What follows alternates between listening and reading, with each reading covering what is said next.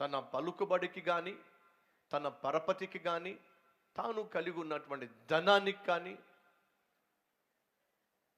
తాను కలిగి ఉన్న హోదాకు కానీ తన సమస్యను తీర్చేటటువంటి హక్కు కానీ బలము కానీ లేదు. ఈరోజు మనలో ఎవరైనా సరే, నువ్వు ఎంత ఆస్తిపరుడు కావచ్చు, ఎంత అంతస్తున్న వ్యక్తివి కావచ్చు, ఎంత అందమైన వ్యక్తివి కావచ్చు, అన్నీ తెలిసిన వ్యక్తివి కావచ్చు, అందరికీ పరిచయం ఉన్న వ్యక్తివి కావచ్చు, కానీ నీ జీవితంలో, నీ కుటుంబంలో ఉన్న సమస్యకు పరిష్కారం మాత్రం ఇవేవి తీసుకురావటం లేదు అనేది వాస్తవం. ఈరోజు ఈ మాటలు నువ్వు టీవీలో వింటున్నావో నాకు తెలియదు, సోషల్ మీడియాలో వింటున్నావో నాకు తెలియదు, నీ ఇంటిలోనే, నీ గదిలోనే, లేక నీ ఆఫీస్లో వింటున్నావో నాకు తెలియదు, కానీ ఒకటి మాత్రం వాస్తవం, నువ్వు సమస్య కలిగి ఉన్నావు. ఆ సమస్యకు నీవు కలిగి ఉన్నది ఏది కూడా పరిష్కారాన్ని తీసుకురావటల్లా. మరి సమస్యకు పరిష్కారం దొరకనప్పుడు ఆ సమస్యకు పరిష్కారాన్ని ఇవ్వగలిగింది ఎవరు?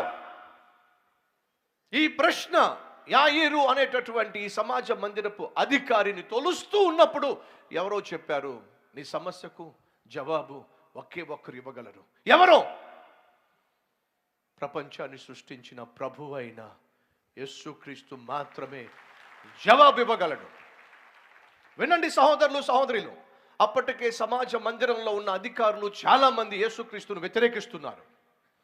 యేసుక్రీస్తు మెస్సయ్య అని, యేసుక్రీస్తు దైవ కుమారుడని వాళ్ళు గ్రహించలేకపోయారు. ఎవరైనా యేసుక్రీస్తును వెంబడిస్తున్నా, విశ్వసిస్తున్నా వారిని ఎంతో కొంత అరికట్టే ప్రయత్నం చేస్తున్నారు, అవమానిస్తున్నారు. అటువంటి పరిస్థితిలో ఆ సమాజ మందిరపు అధికారి ఓ నిర్ణయం తీసుకున్నాడు.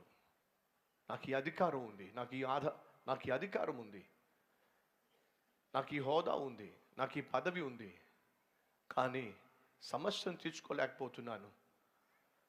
కానీ సమస్య తీర్చగలిగిన దేవుడు ఉన్నాడు, ఆయన ప్రభు అయిన యేసుక్రీస్తు అని తెలిసిన తరువాత ఆ యేసయ్యను నమ్మితే, ఆ యేసయ్య దగ్గరకు వెళితే నా చుట్టూ ఉన్నటువంటి సొసైటీ ఏమంటుందో, నా చుట్టూ ఉన్న బంధువులు ఏమనుకుంటారో, నా చుట్టూ ఉన్న నాతో పాటు ఉద్యోగం చేసే వాళ్ళు ఏమనుకుంటారో అని చెప్పి నేను ఒకవేళ నామోషి ఫీల్ అయ్యి ఆ యేసయ్య దగ్గరకు వెళ్ళకపోతే ఈ సమస్యగానే మిగిలిపోతుంది. ఆఖరికి ఆ సమస్య నా గుండెలను పగలగొట్టేస్తుంది.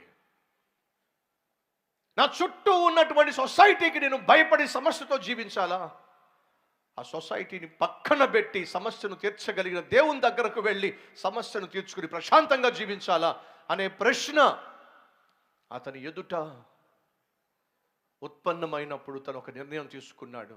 సొసైటీ ఉంది, నా చుట్టూ సంఘం ఉంది, నా చుట్టూ బంధువులు ఉన్నారు, అధికారులు ఉన్నారు, అన్నీ తెలిసిన వాళ్ళు ఉన్నారు, కానీ నా సమస్యను తీర్చట్లేదుగా.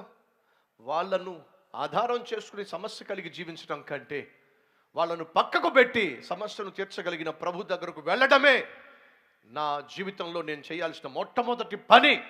తీర్మానం తీసుకున్నాడు. ఎవరేమనుకున్నా పర్వాలా, ఎవరు నన్ను ప్రశ్నించినా, ఎవరు నన్ను నిందించినా, ఎవరు నన్ను అవమానించినా సరే, నా జీవితంలో నన్ను నరకం చూపిస్తున్న ఈ సమస్యకు పరిష్కారం ఇవ్వగలిగినటువంటి ఆ యేసయ్య దగ్గరకు వెళ్తాను అని చెప్పి ఆ సమాజ మందిరపు అధికారి తిన్నగా యేసయ్య దగ్గరకు వచ్చేసాడు.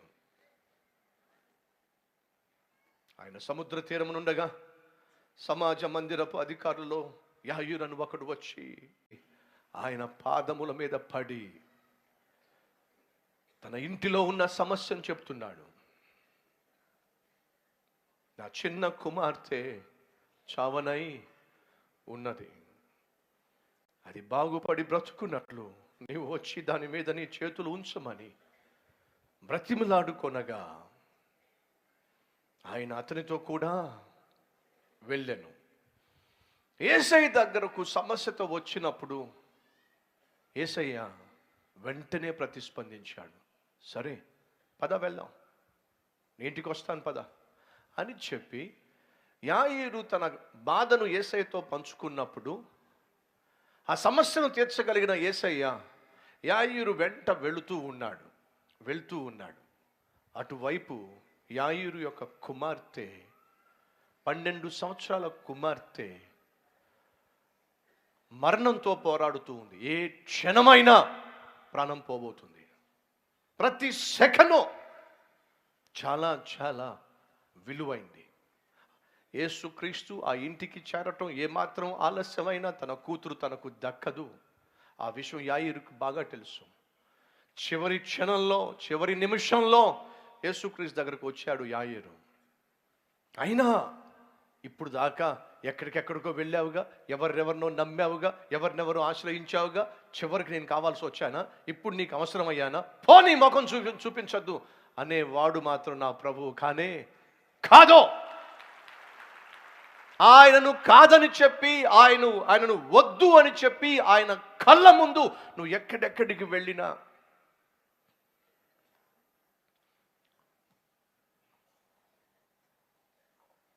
కొన్నిసార్లు